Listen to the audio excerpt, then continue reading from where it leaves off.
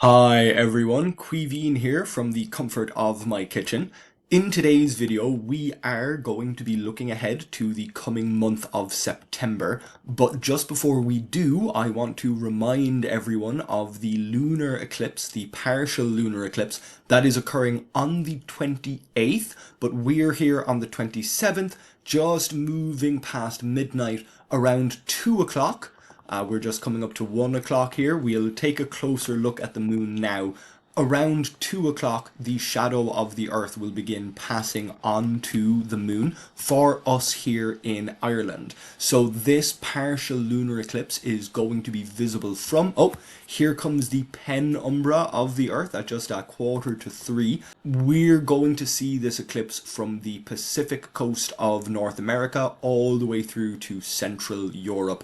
Here we are coming up to the peak of the partial eclipse, so this is just about half five in the morning. We'll come back a little. Here about 5:10 is really the peak, and then the eclipse will begin to finish. We won't catch quite the end of it here in Ireland because the moon will be setting, but for other locations, for example Bermuda in the Atlantic, they'll get to see this eclipse the whole way through, but it will be a partial no matter where you are. So just to remind everyone of that upcoming lunar eclipse in August before we move through to September. So here we are, one more jump, and we're on to the 1st of September. So we'll come back to sunset. And September, of course, the beginning of September won't be too different from the end of August. We're still going to see Scorpius here just before the sun sets. We have Sagittarius fully above the southern horizon, a little bit higher in the sky. We still have the summer triangle, but of course it is going to set before the sun rises. We still have Arcturus here, part of Boötes. It's still here in the sky for now. We can see the Plough or the Big Dipper already over in the northwest, pointing down to Arcturus. You would be able to spike on to Spica, but it's probably below the horizon or nearly at this point. We'll keep moving forward. We can already see Saturn coming up very early. Saturn is going to reach opposition a little bit later in October, but Neptune is reaching opposition at the end of September. So you can see we're quite far past midnight here by the time Saturn is approaching due south. And if we zoom in a little bit, there is Neptune still quite close to Saturn in the sky. So Saturn is going to reach its opposition once we get through to October. Neptune is just a little bit before that here in September. So we can see Neptune's largest moon, Triton, and taking a closer look, some of the other moons. Of course, Neptune is an incredibly distant planet. It is very hard to see, but the date of opposition is the best date. That's coming up at the end of September, so we will get back to that shortly. We can see the square of Pegasus nice and high in the south here, and as we look down towards the north, we have Mars coming back with Gemini, and we're starting to see the top of Orion. Of course, they're going to be much more visible once we come up to morning time, and Jupiter is nice and clear in the morning as well. There is something happening with Jupiter on the 9th of September, but we're going to take a look at that in a future video. We'll take a look at Saturn and Neptune in another video further in the future as well. This is just the start of September. Once we come up to the 11th of September, this is the date of our new moon. September this year is a quieter month. August was a very busy month astronomically with the eclipses, solar and lunar, as well as the Perseid meteor shower. Now that we're into September, things are going to be a little bit quieter, but we are getting back into winter, so our nights are going to be getting longer, and of course we have the equinox in September as well.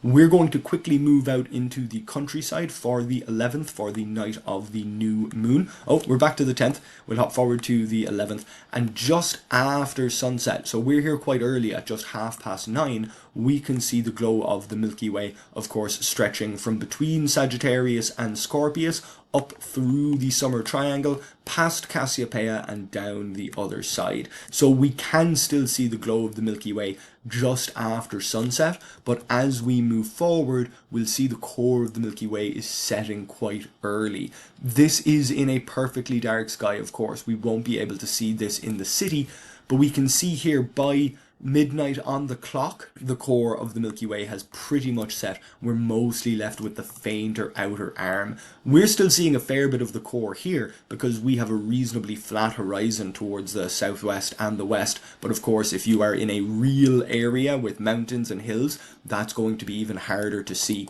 We'll come up to 1 o'clock and a little bit after 1 o'clock to get to our physical midnight. We are still in summertime this early in September, so we are off UTC by 1 hour. By now, all of the core of the Milky Way has set. We're really just left with that fainter outer arm. That's going to be happening earlier and earlier as we get through September and as we push back into winter time.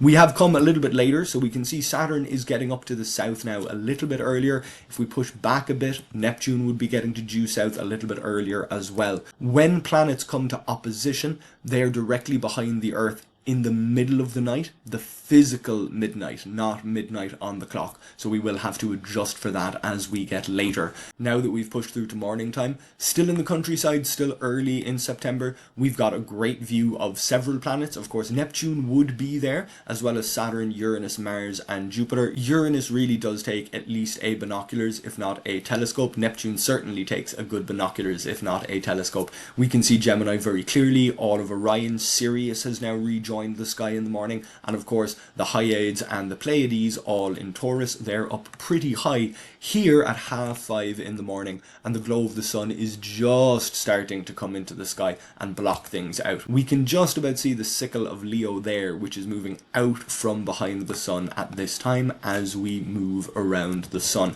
So that is the 11th. The full moon in September is pretty close to the equinox, so we will come back into the city and then we will jump forward in the month. As I mentioned, September is a quieter month, so we're coming forward to the 23rd here to get the equinox, and the moon is going to be coming up to full, reaching full on the 26th. So Venus is technically still there. You may have been able to catch Venus very, very briefly, as Stellarium probably mistakenly said that it was going to be visible. If we get rid of the ground and the atmosphere, there's Venus and Mercury. So for people closer to the equator, they would still be visible, but they're out of view for us here in Ireland by the end of September. As we move forward, we can now see that by the time it gets dark, not even 9 o'clock. We'll move a little bit later. We'll let it come up to 9 o'clock. This is close enough.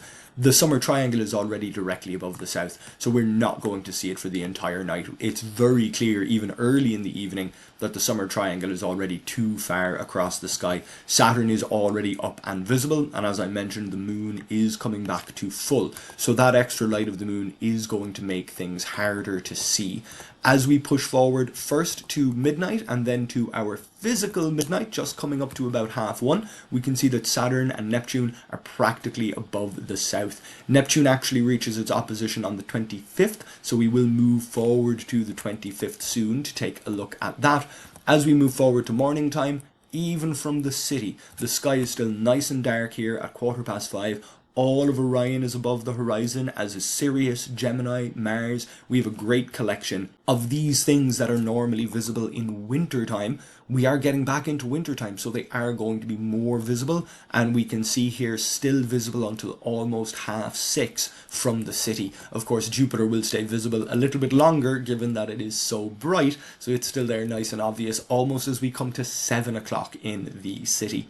So we'll come back, and firstly we'll hop forward to the date of the full moon, which is coming up just at the end of the month. So here's the moon at 91.3%, and we'll move forward 99.9%.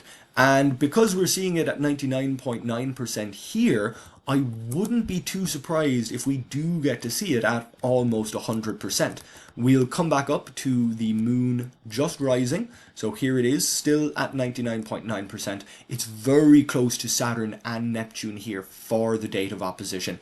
And it's gone down to 99.7% as we move through the night. So we're not quite seeing the moon at 100%, but that's okay. We're not going to miss out on a lunar eclipse, given that we just had one. But here's the moon, almost as full as it's going to get. We'll come back to when the moon was rising, when it was still 99.9%. There we go, that's as full as we're going to get the moon this month. We can see that it is 374,000 kilometers away from us here, so it's not quite close enough to be a supermoon. It is after drifting a little further away than what would qualify for a supermoon, which is about 360,000 kilometers away or less. We'll take a look here, not at Saturn, of course its opposition isn't coming up until October, but at Neptune, which should be down here somewhere, but with the light of the moon it is going to be difficult to see. Oh, there it is. I was a little bit too far away, but we can see that the light of the moon is making a big difference. Looking at Neptune here, it's illuminated 100%, which is a sign that it is at its opposition.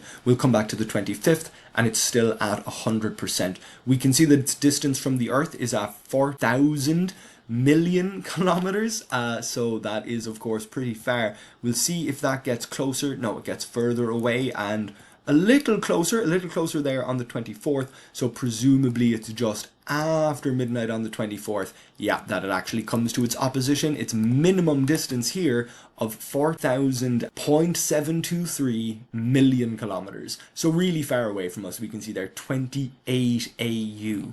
And between its very closest and either side of its very closest, we can see that the AUs don't really change. And that's because that measurement is just so big. The slight difference of a few thousand kilometers won't make a difference to the AU. But that is going to be the best night to take a look at Neptune, except for the fact that the moon is going to be there quite close to Neptune in the sky, coming up to full on the 26th.